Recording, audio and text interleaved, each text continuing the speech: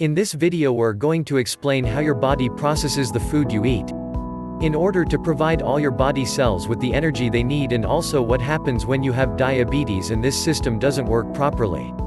When you eat food that contains carbohydrate, it's broken down in the stomach and digestive system into glucose, which is a type of sugar.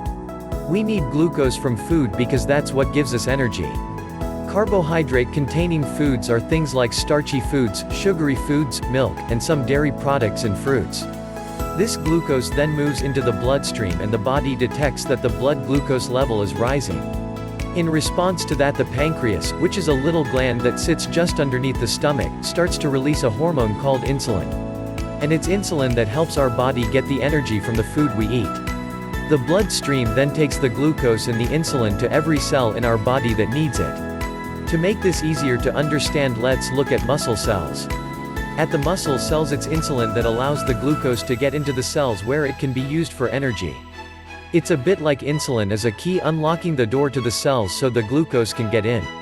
That way, the blood glucose levels starts to drop, but the blood glucose level can be topped up at any point by the liver releasing extra glucose that it has stored.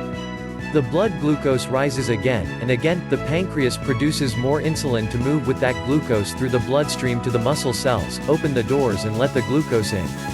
The body functions best with the blood glucose at an optimum level. It doesn't like it if the blood glucose rises too high. Normally there's a cycle within the body which balances out the glucose and the insulin level, and this is achieved the food you eat, the pancreas and the liver. However, in some people the system doesn't work properly and they develop diabetes. There are two main types of diabetes, type 1 and type 2. In type 1 diabetes, the body isn't making any insulin at all. This is because of an autoimmune response whereby the body has destroyed the insulin-producing cells in the pancreas. We don't entirely know why that happens in some people and not in others. Type 1 diabetes accounts for about 10% of all cases. It's most often found in the under 40s, and it's by far the most common type of diabetes found in childhood. In type 1 diabetes, the carbohydrate-containing food is turned into glucose as normal. That glucose then moves into the bloodstream. Normally, the body would produce insulin to let that glucose into the cells, but in type 1 diabetes there is no insulin being produced, so the glucose can't get into the body cells at all, so the level of glucose in the blood rises and rises. The body tries to lower the level of glucose, it tries to get rid of the glucose through the kidneys. That's why people who have undiagnosed type 1 diabetes tend to go to the toilet a lot to pass urine. As the kidneys filter the glucose out of the blood, they also take a lot of water with it, so the person with diabetes will get very thirsty. The urine contains a lot of glucose. And that creates an environment where it's quite easy for bacteria to thrive. So it's also quite common to get thrush or genital itching. In the same way, the blood contains a high level of glucose as well, so more bacteria than usual will tend to breed in flesh wounds and they might be slow to heal.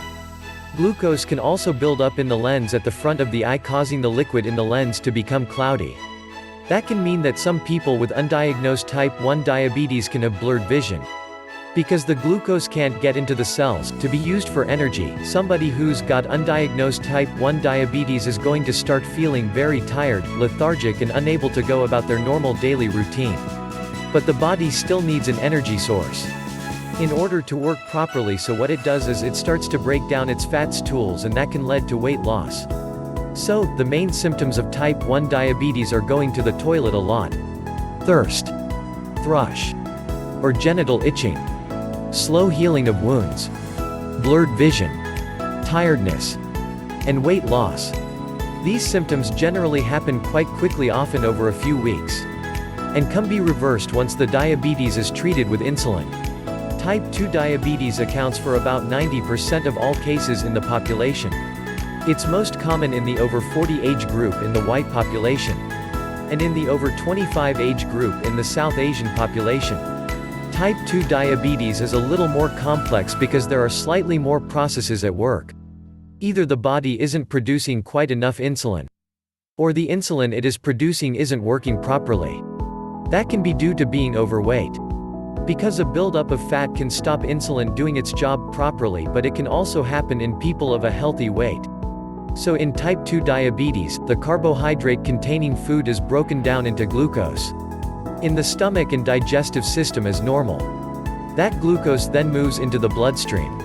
The pancreas produce insulin which moves with the glucose through the bloodstream to all the body cells which need glucose for energy. However, the glucose can't always get into the cells because the locks to the cell doors have become furred up with fat deposits. That means that the insulin can't open the cell doors properly. So the level of glucose in the blood continues to rise. In response to this, the pancreas produces even more insulin, so the blood glucose levels continue to rise and the insulin levels continue to rise. This situation is further complicated by the cells which are desperate for energy, sending out emergency signals to the liver to release stored glucose. The blood glucose level up and the pancreas produces more and more insulin until it can't cope anymore and eventually it can wear out. As with type 1 diabetes, the symptoms of type 2 diabetes are going to the toilet a lot, thirst, thrush, or genital itching, slow healing of wounds, blurred vision, tiredness, and weight loss in some people. The symptoms for type 2 diabetes come along very slowly and some people don't have any symptoms at all. So for that reason, people can live with type 2 diabetes for up to 10 years before they realize that they have it. Type 2 diabetes can be treated in a number of different ways. Initially, it may be sufficient to make changes to the food you're eating, and to take extra physical activity or lose any weight that may be appropriate. But type 2 diabetes is a progressive condition and most people will need some form of medication to treat it.